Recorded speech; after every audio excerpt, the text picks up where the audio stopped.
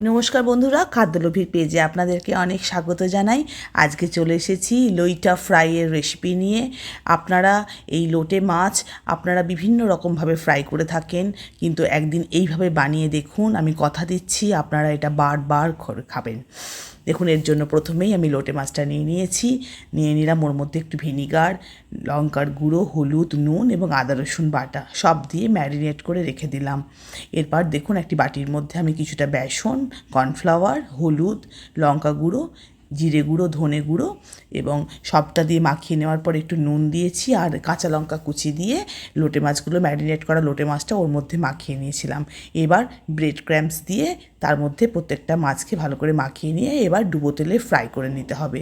অসাধারণ টেস্টি হয় এটা, আপনারা অবশ্যই ট্রাই করবেন এবং আমাকে জানাবেন কমেন্টে আপনাদের কেমন লাগলো। এবং পেজটি ভালো লাগলে লাইক এবং ফলো করার অনুরোধ রইল।